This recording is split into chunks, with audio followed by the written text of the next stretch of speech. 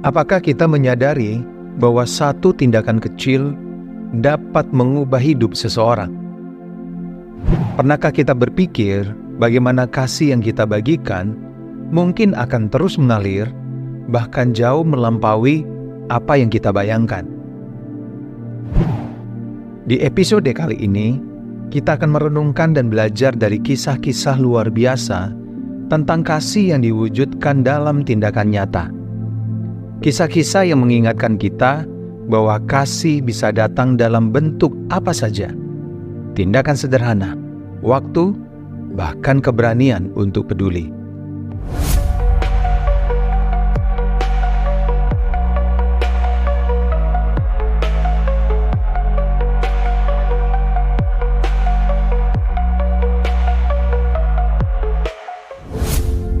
Dalam surat 1 Yohanes 3 ayat 18, Yohanes memberikan sebuah pengajaran bahwa kasih yang sejati adalah kasih yang diwujudkan dalam tindakan. Bukan hanya dalam kata-kata atau niat baik saja, tetapi melalui aksi nyata. Mari kita telusuri bersama bagaimana kasih yang diwujudkan melalui tindakan telah memberi dampak besar di sepanjang sejarah, dan bagaimana kita pun bisa menjadi bagian dari aliran kasih itu. Mari kita lihat dan belajar dari kisah dari tokoh yang pertama, yaitu Bunda Teresa. Bunda Teresa dikenal sebagai sosok yang menunjukkan kasih Tuhan melalui pelayanan kepada orang-orang miskin dan terpinggirkan di kota Kolkata yang sebelumnya bernama Kalkuta di India. Kita mungkin tahu bahwa hidupnya penuh dengan pengorbanan. Tetapi tahukah kita bahwa ia memulai semuanya itu dari satu tindakan sederhana? Not all of us can do great things, but we can do small things with great love.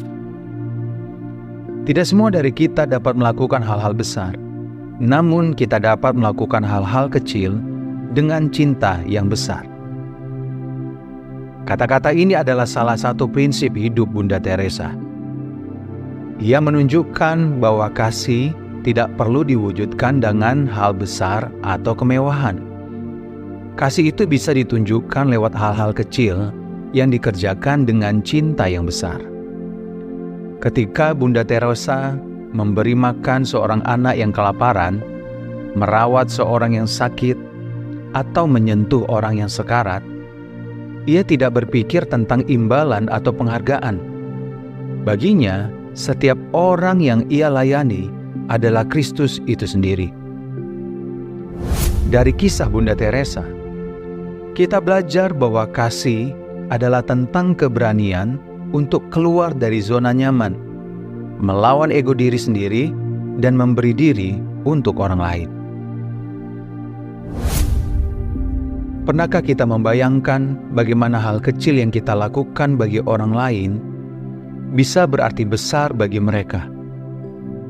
Tidak semua dari kita akan menjadi Bunda Teresa, tapi kita bisa menjadi refleksi kasih Allah bagi orang-orang di sekitar kita.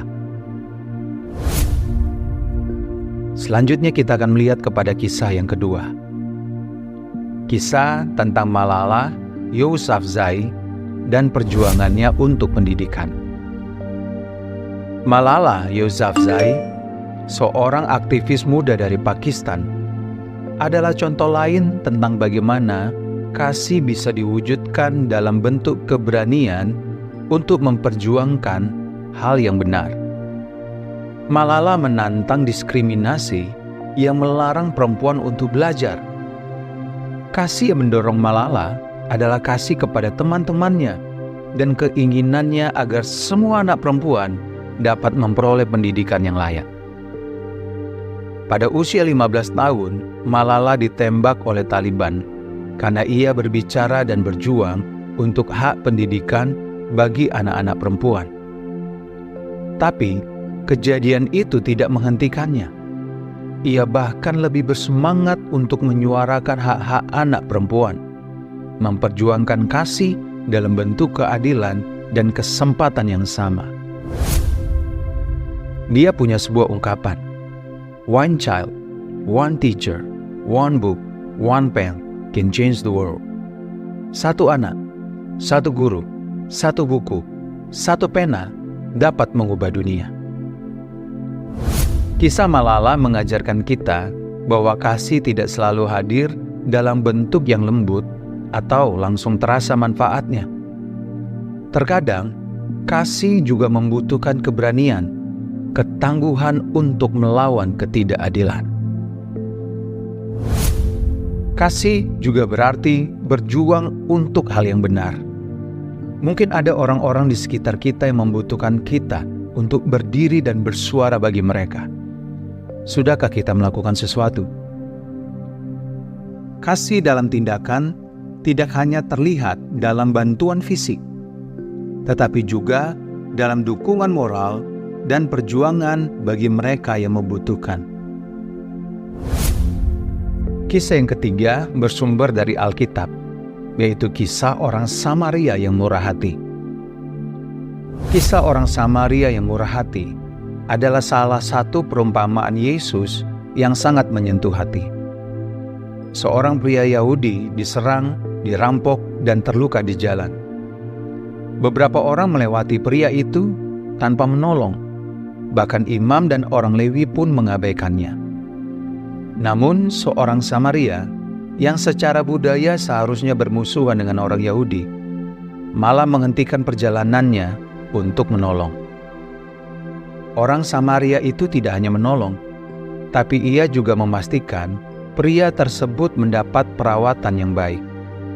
Ia menggunakan waktunya, hartanya, dan tenaganya untuk seseorang yang bahkan ia tidak kenal.